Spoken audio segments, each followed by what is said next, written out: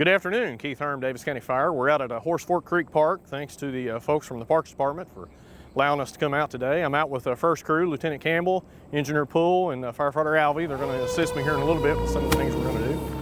So October is Fire Prevention Month. Beginning of the month, the Kentucky burn law does come into effect. I know Jordan has already posted many things about that. That's all relevant and self-explanatory, so if you've got any questions about that, just refer back to the website and look at that.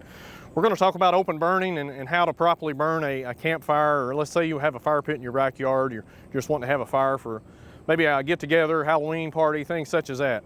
I brought two different mediums today to start that fire with. Folks are always wanting to use ignitable liquids. I've got some things that we can use that we don't have to use any of those ignitable liquids, that charcoal lighter or even that diesel fuel, if you've got that large brush pile you're trying to burn.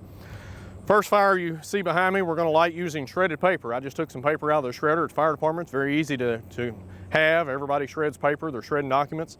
The second fire we're going to light with cardboard. Cardboard's a little thicker, a little heavier fuel, so it's going to take a little more to make it burn. My first area I'm going to burn is pretty clean. It's away from vegetation. That's the way you want to be. My second area you'll see that it's got vegetation around it. I don't have it in as good a spot as this. Of course, we're out in gravel, so that always makes it better, but you always want to make sure that area is clear around when you're going to do that open burning. Our brush pile that you can see a little further off in the distance, it's got vegetation around it. If I was actually going to burn that, I would clean that vegetation around, have it cleaned down to mineral earth, as we call it, to keep that fire from spreading. That fire can get into that grass, and next thing you know, it's off to the races, spreading up hillsides and things such as that. The lighter I'm going to use a charcoal lighter. You might refer to it as a torch. Much easier, much less chance of getting burnt if you use that as opposed to a cigarette lighter or even a match. I know folks like to take a match, light it, and throw it down. A lot of times that doesn't work, so the grill lighter is what I'm going to use to light the fire. Any questions you may have about outdoor burning, by all means, please reach out to us at Daviess County Fire. And again, the open burning, the burning permit, we get a lot of questions about that. That is all online now. You don't have to come to the station to get it. If you have under an acre of ground and you do live in Daviess County, you're allowed to open burn. Go online, you fill out all the prompts, read all the paperwork that's attached. It tells you the do's and don'ts and everything to be cautious about. Submit that burning permit to us, and when we review it and file it. Those are good for 2 weeks. Again, it's easy, all online. You don't have to come anywhere. Don't have to leave the comfort of your home to fill that out, and it's free. We do love seeing those come in. That way we know when folks are doing things in neighborhoods, places such as that. So again, under an acre of ground, you do need a burn permit. So now I'm going to light this first fire. We'll get to it here in just a second. All right, we're going to go ahead and light this pile. And again, this is one where I'm using the shredded paper. Should take off very well. Not producing a lot of smoke, a lot of ash. Flashy, burns quickly, but you can see it done exactly what we needed it to do. So we're going to let this pile burn up, and then we'll do what we need to do to make sure the fire is out before we go into the house for the night or the day. We're going to move to the next fire here shortly, and it's going to be started with cardboard and just paper that's not shredded, so it's not going to be as light of a fuel. So we've lit our second fire. It's the one I used just the cardboard as the igniting agent, the igniting fuel I was going to use. Again, cardboard's a little heavier than that fine shredded paper I used on the first fire. This one is burning very well. It's actually getting hot. I'm going to move away a little. But you see it's spreading more ash. You can see some ash flying out of it. If I'd have got the cardboard in under the pile deeper, that would have made it a little better, but it's still lit and it's doing what I want it to do. Showing you two different ways to light your fire, not using any kind of ignitable liquids. All right, so I'm on the big brush pile that we're gonna light. We wanna burn up all this debris that we've collected, from storm damage or cleaning up after winter, things such as that. Mistake a lot of folks make, if I came in here and just piled a bunch of cardboard or newspaper on top, that's gonna burn on top, but it's not really gonna burn my brush pile. So I placed some cardboard and some of that shredded paper down as low as I could get it, and we'll see how quickly it helps get this pile going. Again, we want to make sure the pile burns up before we leave it, so I'm going to light it and walk away and let it burn a minute. Again, I'm lighting as low as I possibly can, as we know heat from the fire always travels up.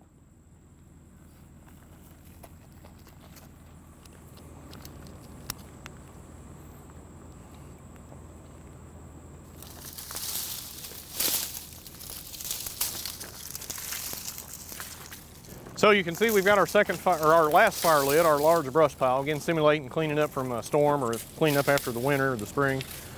I got my fuel down low to light, my paper, my cardboard, added a couple of limbs with some leaves on it. As you can see, it took off very well. So we're going to stay with this, we're going to watch it, we're going to make sure that it burns down completely. And once it's done, we like to put some water on it to make sure it's out. We'll talk here in just a minute about the two smaller fires. You've all seen the Smokey and the Bear commercials. Smokey Bear, not Smokey and the Bear, Smokey Bear commercials where they put it out, they stir it around and wet it again, and then they cover it with dirt. So we're going to put some water on it here in a minute, but we're going to let this fire burn down. It's burning pretty good.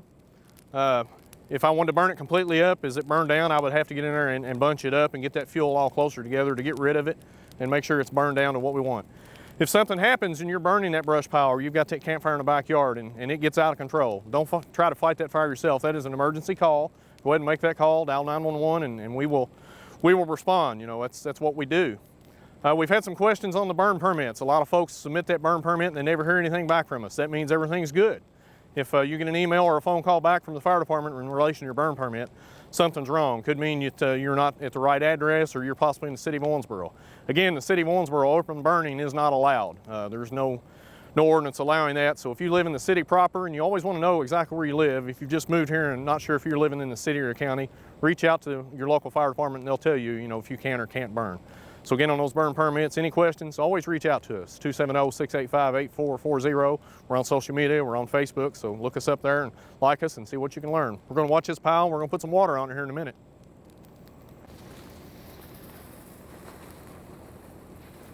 The two small fires that we demonstrated the different fuels we were using, we've put them out, we put water on them, we spread them out, got all the hot embers and products away from each other. That way the BTUs can't transfer. You've got everything away. So, you've had that bonfire for your kiddo. They had a birthday party and wanted to roast marshmallows and hot dogs, things such as that. Before you go in for the night, make sure those are out. Put water on them, spread that fire out in that fire pit or in that burn pit on the ground or wherever you might have it, and make sure the hot embers can't touch each other. And again, put more water on it again. That water is pretty inexpensive. Having a structure fire is not. Our brush pile didn't burn like we wanted, so we went ahead and put it out. Again, I put about 3 or 4 gallons of water on it. The crew did, first crew did. It's pretty well out. I'm going to put some more water on it here when we're finished to just make sure that it's completely out. So you may have noticed as I was using our pressurized water can, our fire extinguisher, I went ahead and completely used all the agent in it and emptied it out. Anytime you take a fire extinguisher and use it, you want to make sure you completely empty it.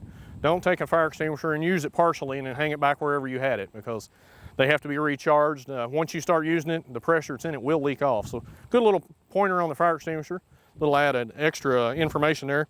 So anytime you use it, make sure you use it all and then recharge it and put it back where you had it, where it's ready for the next incident.